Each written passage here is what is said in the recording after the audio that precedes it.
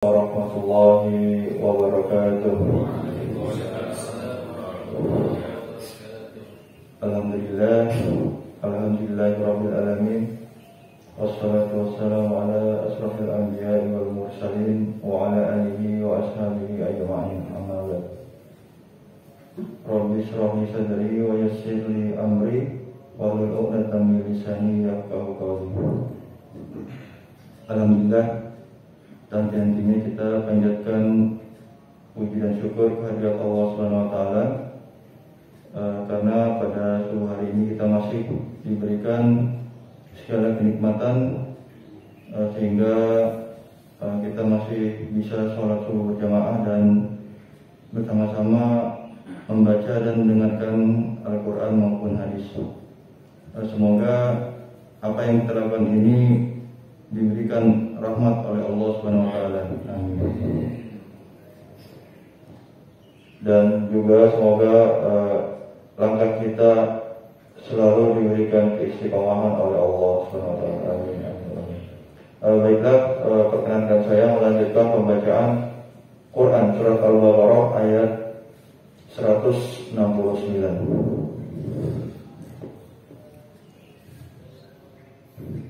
A'udzu billahi minasy syaithanir rajim.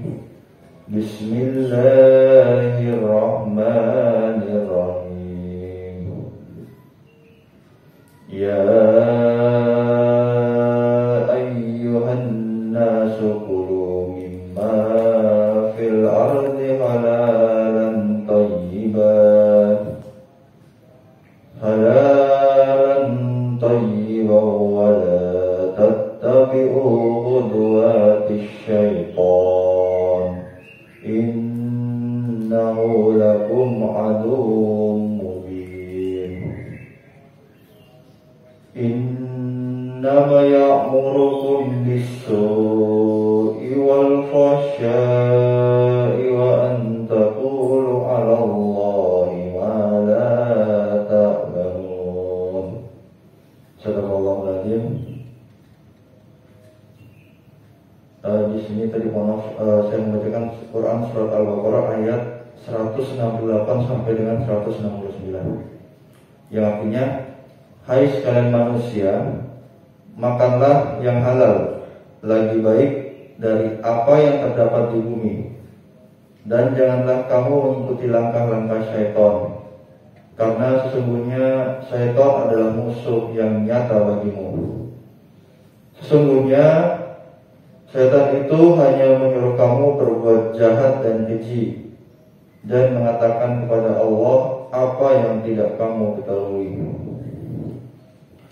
Penjelasannya, setelah Allah Jalla Jalalah menjelaskan bahwasanya tiada sembahan yang hak kecuali Dia, dan bahwasanya Dia sendiri yang menciptakan, Dia pun menjelaskan bahwa Dia Maha Pemberi rezeki bagi seluruh makhluknya.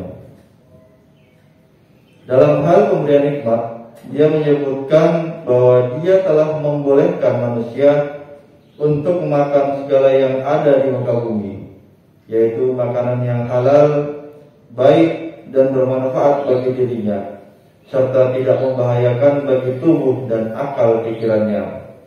Dan Dia juga melarang mereka untuk mengikuti langkah dan jalan syaitan dalam tindakan-tindakannya yang menyesatkan para pengikutnya, seperti mengharamkan bahiroh, sa'ibah, wasilah, dan yang lainnya yang ditanamkan syaitan kepada mereka pada masa jahiliyah. Bahiroh di sini ialah unta betina yang telah beranak 5 kali, dan anak yang kelima itu jantan. Lalu unta betina itu dibelah telinganya, dilepaskan, tidak boleh ditunggangi dan tidak boleh diambil air susunya. Saibah ialah unta betina yang dibiarkan pergi kemana saja disebabkan suatu nazar. Wasilah ialah seekor domba betina melahirkan anak kembar yang terdiri dari jantan dan betina. Maka yang jantan disebut wasilah, tidak disembelih dan diserahkan kepada berhala.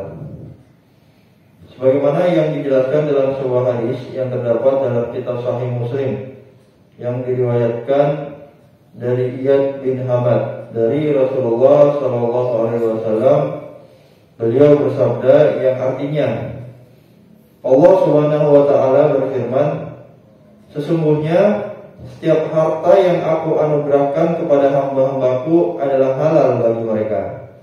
Selanjutnya disebutkan, dan aku pun menciptakan hamba-hambaku berada di jalan yang lurus.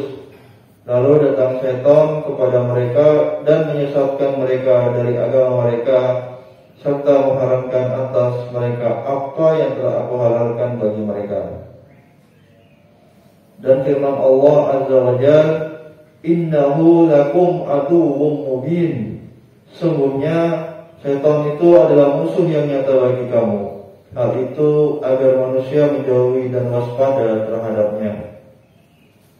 Sebagaimana Allah juga berfirman dalam ayat lain, Quran surat Fatir ayat ke-6, yang artinya sesungguhnya setan itu adalah musuh bagimu, maka jadikanlah ia musuhmu, karena sesungguhnya setan-setan itu hanya mengajak golongannya supaya mereka menjadi penghuni neraka yang menyala-nyala.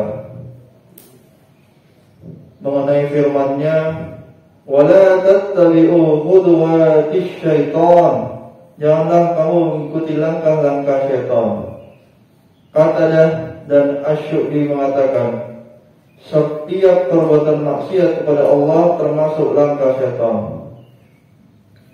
Sedangkan Ikrimah mengemukakan, yaitu bisikan-bisikan syaitan. Dan Abu Majlas mengatakan, yaitu nazar dalam kemaksiatan. Asy-Syafi'i menuturkan, ada seseorang bernazar akan berkorban dengan menyembelih anaknya, lalu Mas'ud memberinya fatwa agar menyembelih kambing, dan dia berpendapat bahwa yang demikian itu termasuk salah satu langkah syaitan. Firman Allah Subhanahu wa taala, innama ya'murukum bisyu'i wal fahsya'i wa an taqulu 'alallahi ma la ta'lamun. Sesungguhnya syaitan itu hanya menyuruh kamu berbuat jahat dan keji dan mengatakan terhadap apa yang tidak kamu ketahui. Artinya, sesungguhnya musuh kalian syaitan menyuruh kalian mengerjakan perbuatan jahat serta perbuatan yang paling keji, semisal zina dan sebagainya. Atau yang lebih berat dari hal itu, yaitu mengatakan sesuatu mengenai Allah tanpa dasar ilmu. Termasuk dalam kategori syaitan ini adalah setiap orang kafir dan pelaku bid'ah. Benar Allah dengan segala firman-Nya. Baik, akan saya lanjutkan pembacaan hadis bab ke-10 tentang bab bersegera melakukan kebaikan, menganjurkan orang yang menuju kebaikan agar menghadapinya dengan sungguh-sungguh tanpa keraguan. Ini hadis kedua dari Abu Sirwa'ah Uqbah bin Al-Harits radhiyallahu anhu berkata, saya pernah melakukan sholat asar di belakang Nabi sallallahu alaihi wasallam di Madinah. Kemudian setelah mengucapkan salam, beliau berdiri dengan tergesa-gesa, kemudian melangkahi pundak orang-orang para jamaah untuk menuju ke salah satu bilik istrinya. Orang-orang merasa khawatir karena melihat sikap beliau yang terburu-buru itu. Selanjutnya Nabi Shallallahu Alaihi Wasallam keluar lagi menemui mereka, dan beliau mengetahui bahwa mereka sangat heran dengan ketergesaan beliau tadi. Lantas beliau bersabda, saya ingat pada potongan emas yang ada di tempatku, maka saya tidak senang kalau benda itu mengganggu pikiranku. Oleh karena itu saya menyuruh supaya benda tadi dibagi-bagikan. Dalam riwayat Bukhari yang lain disebutkan, saya meninggalkan di rumah potongan emas dari pemberian atau sedekah, maka saya tidak senang kalau sampai menginapkannya.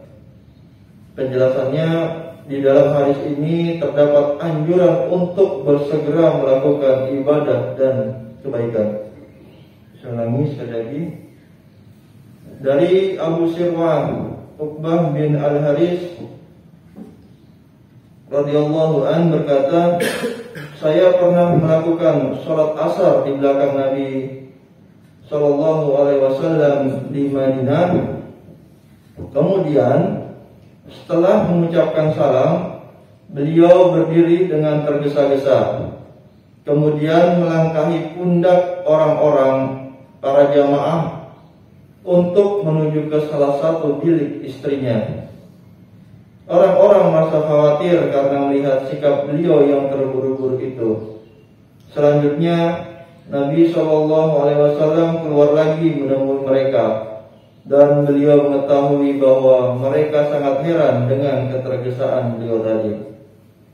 Lantas beliau bersabda, saya ingat pada potongan emas yang ada di tempatku, maka saya tidak senang kalau benda itu mengganggu pikiranku.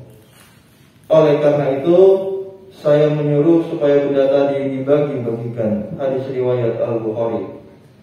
Dalam riwayat Bukhari yang lain disebutkan, saya meninggalkan di rumah potongan emas dari pemberian atau sedekah, maka saya tidak senang kalau sampai menginapkannya. Penjelasannya, di dalam hadis ini terdapat anjuran untuk bersegera melakukan ibadah dan kebaikan. Alhamdulillah, telah kami bacakan Al-Quran dan hadis.